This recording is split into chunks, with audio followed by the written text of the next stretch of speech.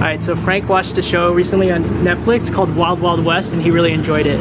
Can we go somewhere more quiet? Sorry. I've always been like really into Osho and like the whole controversial like aspect of him, and that documentary gave me a lot of behind the scenes like access to a lot of footage that I never saw before with Osho, like him in jail, but he's still like non-dual state when he was like fucking arrested.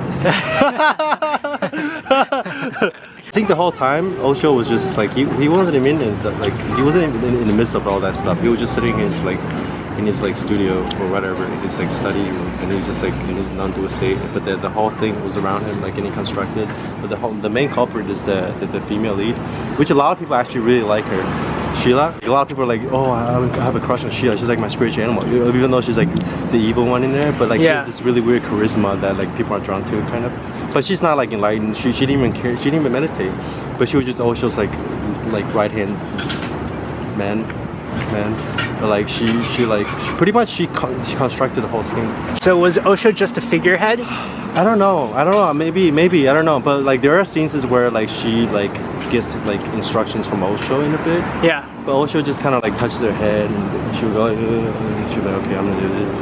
It's really fucked up. So I think you were saying that the documentary portrays Osho as like a cult leader. But yeah, that's what, like from my perspective. After I watched it, I was like, it's pretty balanced because I watch things from like pretty like non-dual perspective anyway. Like I don't judge either side. Sure. So I thought they did a pretty good job of like portraying both sides. But the only thing that's missing is that the filmmakers didn't really get into like Osho's teaching.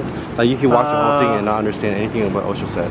And they didn't get non-duality. I feel like they didn't really understand non-duality or spirituality. From the narrative standpoint, from the dramatic standpoint, I feel like the black and white two sides are pretty balanced.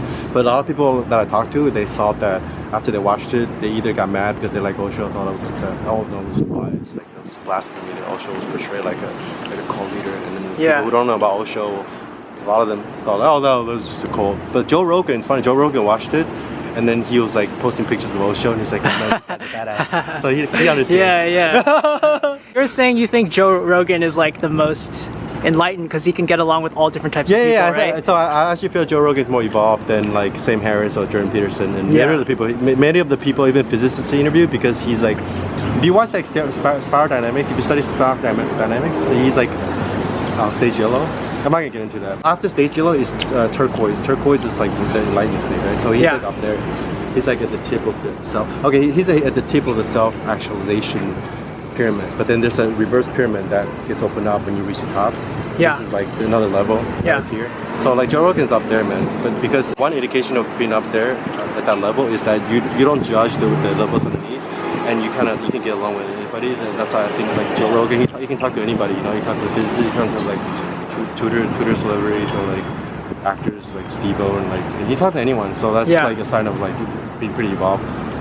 It's being flexible and just like changing your identity to fit the other person. Being able to hold like contradictions and paradoxes in your mind without like coming to a conclusion or judgment. So basically, like just being a really good listener. It's like I can, kind of, but I mean, it's deeper than that. That's true. You have to be able to listen, and then you have to be able to like sort of like give feedback from like a non-judgmental perspective, while still hold some kind of position. Because if you don't, that's just you don't have a conversation. True.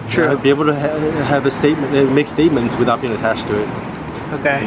All right. So now I'm gonna try to tie it back into the Wild Wild West. Okay. So, do you recommend it? I recommend it, yeah. I mean, like, that's a good question, man. Because I recommend it to you because you know about non-duality, you know, but for people who like, I don't know if I would recommend it to somebody who was like, oh, I want to know about Osho, and like, can I watch this documentary and to learn about Osho? Probably not.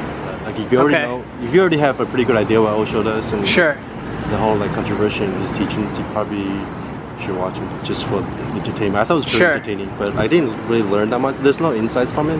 Okay. Well, I mean, not for you, but for regular people. There's not going to be any spiritual insights for normal people. Because again, they didn't get into like spirituality. But like narratively, it's entertaining, right? Well, if you're a filmmaker, that's good. It's good, yeah. You should watch it. All right, so. I can't believe you haven't seen it, dude. Like, it's so popular right now, dude. Like everyone. Yeah, you're saying that it's all over. It's all over LA, dude. It's like I go to the gym and I see like fucking Osho, and like people are like, oh. so this is the first review of a show that I haven't seen yet, but basically I think you can appreciate it on a narrative level, but if you do meditation, if you're into philosophy, you would be able to appreciate it on a deeper level. Thank you very much, Frank, for your guest review. I'll see you all next time.